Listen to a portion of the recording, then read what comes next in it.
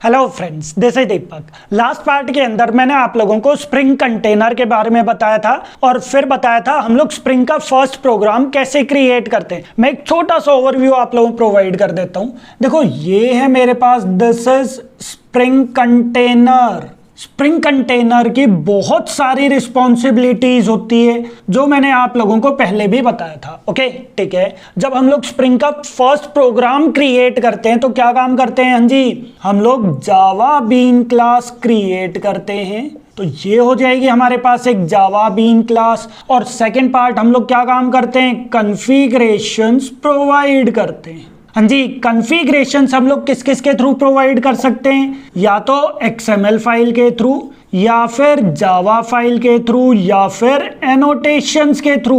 Okay, और ये तीनों पार्ट मैंने आप लोगों को बहुत डीपली एक्सप्लेन कर दिए हैं। इवन मैंने प्रोग्राम्स भी आप लोगों को क्रिएट करवा दिया। ओके, तो स्प्रिंग कंटेनर क्या काम करेगा? वो कॉन्फ़िगरेशंस फाइल को रीड करेगा, जावा बीन क्लास को भी वो रीड करेगा एंड बीन ऑब्जेक्ट्स वो क्रिएट कर देगा। जब ये बीन ऑब्जेक्ट क्रिएट कर देगा तो हम लोग बीन ऑब्जेक्ट को एक्सेस करवा सकते हैं। हाँ जी, ये हमारे पास क्या हो जाएगा? This is Java bean object. हाँ जी, ये हमारे पास क्या है? This is Java bean object. Clear है चीज? अच्छा, बीन ऑब्जेक्ट होता क्या है? हाँ जी, जावा बीन क्लास का इंस्टांस। जावा बीन क्लास क्या होती है? Java bean class simple class होती है जो कुछ कन्वेंशंस को फॉलो करता है। जैसे प्राइवेट प्रॉपर्टीज होनी चाहिए, public getter and setter methods होनी चाहिए, एंड थर्ड पार्ट आ जाएगा कंस्ट्रक्टर होना चाहिए। किस टाइप का? पब्लिक नो आर्ग्यूमेंट कंस्ट्रक्टर या फिर डिफॉल्ट कंस्ट्रक्टर होना चाहिए। क्लियर है चीज? तो ये तीन प्रॉपर्टीज अगर होती हैं तो वो होता है Java bean class. And Java bean class का इंस्टांस, दैट मींस के जावा बीन क्लास का ऑब्जेक्ट अगर हम लोग बनाते हैं तो वो क्या हो जाएगा? हाँ जी, that is Java bean object. Clear है चीज? तो ये तीन पॉइंट्स आप लोगों को ध्यान रखने हैं जावा बीन क्लास के लिए। ओके, ठीक है। अब आज के इस पार्ट में मैं आप लोगों को बताने वाला हूं कि ये जो ऑब्जेक्ट है जावा बीन ऑब्जेक्ट, इसकी लाइफ साइकिल क्या होती है। हाँ जी, इसकी लाइफ साइकिल क्या होती है, क्योंकि ये पार्ट बहुत इंपॉर्टेंट है। What is the life cycle of Java bean object? Okay, तो आज के इस पार्ट में मैं आप लोगों को जावा बीन ऑब्जेक्ट की लाइफ साइकिल डीपली एक्सप्लेन करने वाला हूं। ओके, तो देखो,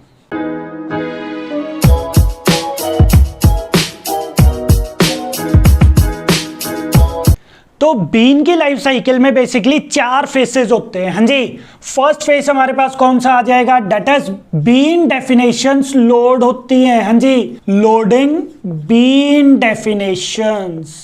सबसे पहले फेज के अंदर क्या रहेगा? जो बीन की डेफिनेशंस हैं वो लोड होती है। ओके, ठीक है। कहां से लोड होती है? हाँ जी, फ्रॉम या तो XML फाइल के थ्रू, या फिर जावा फाइल के थ्रू, या फिर एनोटेशंस के थ्रू।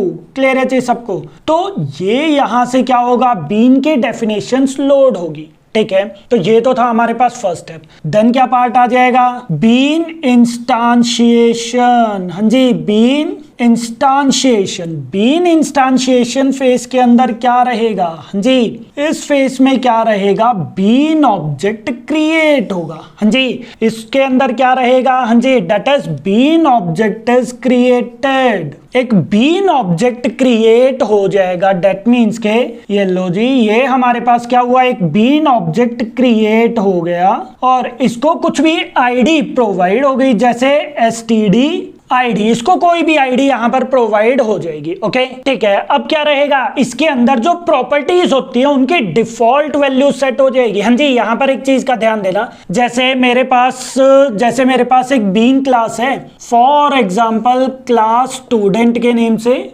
जिसके अंदर हमारे पास कुछ प्राइवेट प्रॉपर्टीज है, जैसे प्राइवेट स्ट्रिंग नेम, एंड एक और प्रॉपर्टी मैं बना देता हूं, that is private and roll number. तो हमारे पास ये क्या है? हाँ जी, हमारे पास यहाँ पर 2 प्रॉपर्टीज आ गई। इसके बाद getter and setter methods and constructor आ जाएंगे। ठीक है, तो ये दोनों जो प्रॉपर्टीज हैं यहाँ पर आ जाएगा दैट इज नेम, जिसकी वैल्यू क्या रहेगी? That is null. And second हमारे पास क्या है? That is int roll number, जिसकी डिफॉल्ट वैल्यू हो जाएगी डेट इज 0। क्लियर है चीज? तो बीन इंस्टांशिएशन फेस में क्या रहेगा, एक ऑब्जेक्ट क्रिएट हो जाएगा, उसको आईडी प्रोवाइड हो जाएगी, और जो और भी कुछ जो भी हम लोगों ने यहाँ पर बीन की डेफिनेशंस प्रोवाइड की होंगी वो भी चीज इसको प्रोवाइड हो जाएगी। साथ के साथ जो भी हमारे पास प्रॉपर्टीज है उनकी डिफॉल्ट वैल्यू सेट हो जाएगी। ओके, तो ये काम होगा बीन इंस्टांशिएशन फेस में। अच्छा, ये बीन ऑब्जेक्ट किसकी वजह से बना?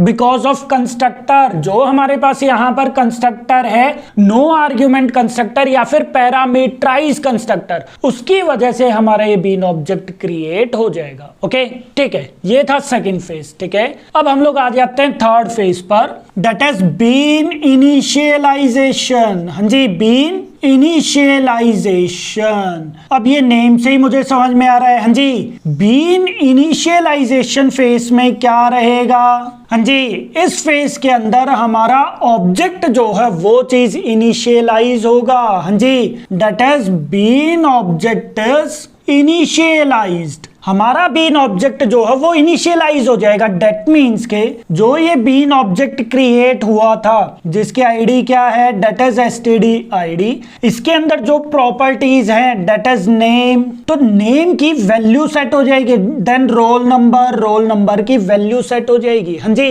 अच्छा, ये वैल्यूज इसके अंदर कैसे सेट होगी? Because of property tag. हाँ जी, जो हम लोग एक्सएमएल फाइल के अंदर प्रॉपर्टी टैग यूज करते, या फिर जो हम लोग जावा के अंदर सेटर मेथड का यूज करते हैं जावा कॉन्फ़िगरेशन फाइल के अंदर, या फिर एनोटेशन के अंदर जो हम लोग @वैल्यू का यूज करते हैं। तो किसी भी फाइल के अंदर मैं किसी भी टाइप से डेटा प्रोवाइड करता हूं, चाहे वो प्रॉपर्टीज टैग के थ्रू हो, चाहे वो सेटर मेथड के थ्रू हो, चाहे वो एनोटेशन @वैल्यू के थ्रू हो, तो उनके थ्रू हमारे पास यहां पर प्रॉपर्टीज के अंदर वैल्यू सेट हो जाएगी। जैसे नेम की वैल्यू मैंने प्रोवाइड कर दी है दीपक, एंड रोल नंबर मैंने प्रोवाइड कर दिया 101। क्लियर है चीज? तो बीन इनिशियलाइजेशन फेस में बीन का ऑब्जेक्ट वो इनिशियलाइज होगा। दैट मींस के जो उनकी डिफॉल्ट वैल्यू थी वो रिप्लेस हो जाएगी ओरिजिनल वैल्यूज से, जो ओरिजिनल वैल्यूज मैं अपनी फाइल के अंदर प्रोवाइड करता हूं। क्लियर है चीज? तो ये हो गया हमारे पास third phase, that is bean initialisation. ठीक है,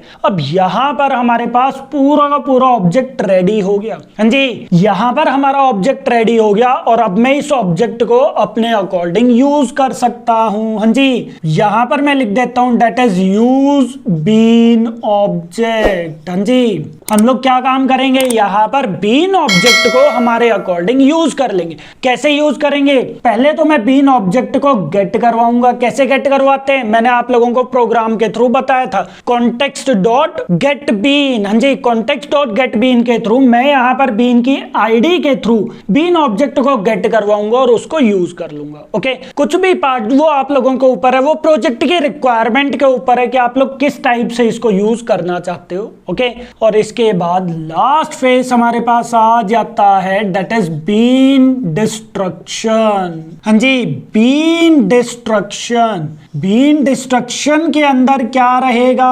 हाँ जी, इस फेस में हमारा जो बीन ऑब्जेक्ट है वो डिस्ट्रॉय हो जाएगा। तो यहां पर मैं लिख देता हूं that is bean object is destroyed, या फिर आप चाहो तो बोल सकते हो और डिलीटेड। पॉइंट क्लियर है जी सबको? तो एट लास्ट जो हमारे पास बीन ऑब्जेक्ट क्रिएट हुआ था, हाँ जी, दैट इज एसटीडी आईडी, तो ये वाला जो बीन ऑब्जेक्ट है ये हमारा डिलीट हो जाएगा, या फिर ये हमारा बीन ऑब्जेक्ट डिस्ट्रॉय हो जाएगा। पॉइंट क्लियर है जी सबको? तो ये हमारे पास 4 इंपॉर्टेंट लाइफ साइकिल आती है। हाँ जी, first that is loading bean definition. Bean की डेफिनेशन वो लोड होती है, ये जो मैंने फाइल्स बनाई हुई है यहां से। ठीक है, सेकेंड पार्ट, बीन जो है वो हमारा इंस्टांशिएट होता है, मतलब बीन ऑब्जेक्ट क्रिएट होता है। हाँ जी, किसकी वजह से क्रिएट होता है? बिकॉज ऑफ नो आर्ग्यूमेंट या फिर डिफॉल्ट कंस्ट्रक्टर के थ्रू।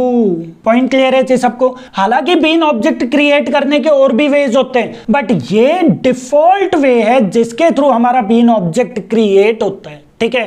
देन नेक्स्ट पार्ट हमारे पास आ जाए बीन इनिशियलाइजेशन, मतलब बीन के अंदर हमारे पास वैल्यूज जो है वो प्रोवाइड हो जाती है, वो चीज सेट हो जाती है किसके थ्रू, हाँ जी, या तो प्रॉपर्टी टैग के थ्रू, हाँ जी, प्रॉपर्टी टैग के थ्रू, ओके, या फिर जो भी आप लोगों ने यूज किया होगा, एनोटेशन का यूज किया होगा @वैल्यू, या फिर आप लोगों ने सेटर मेथड का यूज किया होगा, तो इनके थ्रू हमारे पास बीन ऑब्जेक्ट के अंदर वैल्यूज सेट हो जाती हैं, ओके, ठीक है। फिर मैं इस बीन ऑब्जेक्ट को, हाँ जी, अच्छा एक मिनट जरा, ये था हमारे पास सेकंड फेज, ये था हमारे पास थर्ड फेज, ओके, जिसके अंदर हमारा बीन ऑब्जेक्ट रेडी हो गया, फुल्ली रेडी हो गया, ठीक है। और अब मैं उस बीन ऑब्जेक्ट को यूज कर सकता हूं, मेरे अकॉर्डिंग मैं उसको यूज कर सकता हूं, एंड एट लास्ट आ जाएगा दैट इज बीन डिस्ट्रक्शन, जिस केस में हमारा बीन ऑब्जेक्ट जो है वो चीज डिस्ट्रॉय हो जाएगा। पॉइंट क्लियर है चीज? तो ये तो है हमारे पास that is bean life cycle, ठीक है। बट इसके अलावा और भी पार्ट आ जाता है, अगर आप लोग थोड़ा सा और डीपली करोगे ना, तो यहां पर हमारे पास एक फेस और आ जाता है, यहां पर भी हमारे पास एक पार्ट और आ जाता है that is bean post processor, हाँ जी, बीन पोस्ट प्रोसेसर। यहां पर भी अगर आप लोग बीन ऑब्जेक्ट क्रिएट या फिर बीन ऑब्जेक्ट इनिशियलाइज करने से पहले अगर आप लोग कुछ एक्टिविटी परफॉर्म करना चाहते हो तो हम लोग बीन पोस्ट प्रोसेसर इंटरफेस का यूज कर सकते हैं। सेम अगर आप लोग इनिशियलाइज होने के बाद, बीन ऑब्जेक्ट इनिशियलाइज होने के बाद कुछ और एक्शन परफॉर्म करना चाहते हो, कुछ और प्रोजेक्ट की रिक्वायरमेंट है, वो चीज आप करना चाहते हो, तो अगेन मैं बीन पोस्ट प्रोसेसर का यूज कर सकता हूं। क्लियर है चीज? तो वो थोड़ा एडवांस पार्ट पर आ जाता है, बट चलो वो जो एडवांस पार्ट है उसको हम लोग छोड़ देते हैं, पहले हम लोग बेसिक वाला पार्ट करते हैं।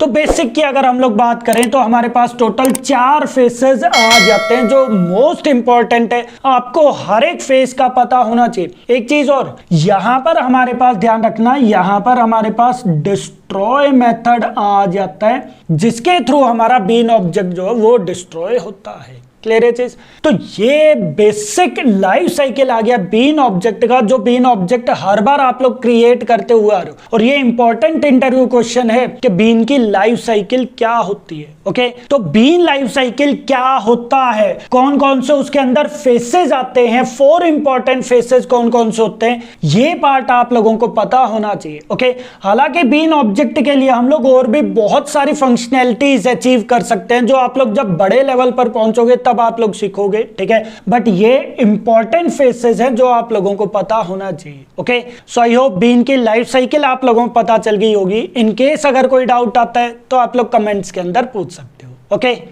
Thank you.